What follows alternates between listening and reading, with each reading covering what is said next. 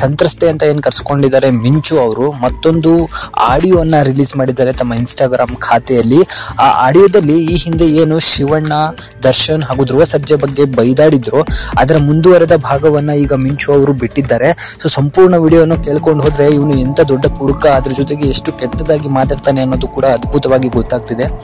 ಎಂತಹ ವ್ಯಕ್ತಿ ಅಂದ್ರೆ ಗೋಮುಖ ವ್ಯಾಘ್ರ ಅಂತಾನೆ ಕರಿಬಹುದು. ಆ ತರ ಒಂದು ಕೆಟ್ಟ ಮನಸ್ಥಿತಿಯನ್ನು ಹೊಂದಿರುವಂತಹ ವ್ಯಕ್ತಿ ಇಂಡಸ್ಟ್ರಿಯ ದೊಡ್ಡ ದೊಡ್ಡ ನಟರನ್ನ ಏಕವಚನದಲ್ಲಿ ಮಾತಾಡೋದು, ಅವರ ಸಾವನ್ನ ಬಯಸುವಂತಹ ಕೆಟ್ಟ ಗುಣಗಳನ್ನ ಹೊಂದಿದ್ದಾನೆ.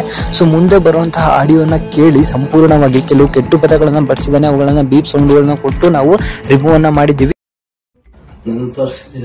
ಬೆಳಿಬೇಕು ಅಂತ ಇದ್ದೀನಿ. ಬೆಳಿಬೇಕು ಅಂದ್ರೆ ಎಲ್ಲರೂ ಬೆಳಿಬೇಕು.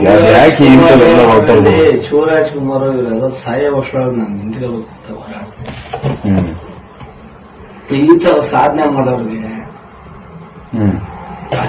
ಇನ್ನೊಬ್ರು ಸಾವಿರ ಮೇಲೆ ಸಾಧನೆ ಮಾಡೋದು ಏನ್ ತಕ್ಕೋತೀಯ ನೋಡ್ರಿ, ಅವ್ರ ದುಡ್ಡಿಗೆ ಆಸೆ ಪಡೋಣ. ನಾನು ಇಷ್ಟಪಟ್ರೆ ಕೋಟಿಗಟ್ಟಲೆ ಖರ್ಚು ಮಾಡುವಂತ ವ್ಯಕ್ತಿ ಶಿವರಾಜ್ ಕುಮಾರ್. ಇನ್ನೊಂದು 6 ವರ್ಷ ಸತ್ತಂತ ನನಗೆ ಗೊತ್ತು. ಧ್ರುವ ಸರ್ 8 ವರ್ಷ, ದರ್ಶನ್ ಸತ್ತೋದ, ಯಾರು ಮೊಬೈಲ್ ರೆಕಾರ್ಡ್ ಮಾಡಿ. ದರ್ಶನ್ ಸರ್ ಒಂದು 6 ವರ್ಷ ಕ್ರೇಜ್ ಇರುತ್ತೆ ಸಿನಿಮಾ ಮಾಡಲ್ಲ. ಅವ್ರ 3 ಜನ ಮಧ್ಯೆ ಕಾಂಪಿಟೇಷನ್ ಕೊಡಕ್ ನಿಂತ ಗಂಡುಗಲ್ಲಿರಿ. ನಾನು ಜಿಮ್ ಮಾಡ್ಕೊಂಡು ಇಷ್ಟೆಲ್ಲ ಮಾಡಿ ನೆನ್ನಿಂದ 5 ಗಂಟೆ ಕುಡಿಯಕ್ಕೆ ಸ್ಟಾರ್ಟ್ ಮಾಡಿದ್ದೆ. ಕುಡಿಯೋದ ಫ್ರೆಂಡ್ಸ್ ಎಲ್ಲ ಸೇರ್ಕೊಂಡು ಯಾಕೆ ಅಂತ ಕೇಳ್ತಾರೆ.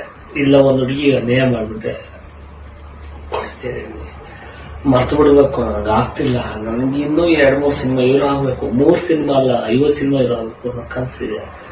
ಕನ್ಸಿಗೆ ತುಂಬ ಪಾಪ ಇದೇನ್ ನಾನು ದುಡ್ಡು ಕೇಳಿದಾರೆ. ಇದು ಒಳ್ಳೆ ಪ್ರಾಣಿ. ಇದು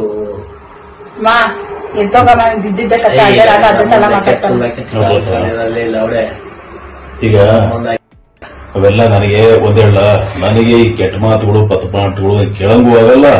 ಅದು ಕೇಳಿಸ್ಕೊಂಡು ಗೌರವ ಅಂತಾರ ಮಾತಾಡ್ತೀನಿ. ಅದ್ ಏನಾರ ಮಾಡ್ತಾರೆ ಗೊತ್ತಿರತ್ತೆ. ನೀವಿಬ್ರು ಸೊ ಇದ್ರ ಬಗ್ಗೆ ನಿಮಗೆ ಏನಿಸುತ್ತೆ ಇದನ್ನ ಕಮೆಂಟ್ ಮುಖಾಂತರ ನಮಗೆ ತಿಳಿಸಿ. Thank you.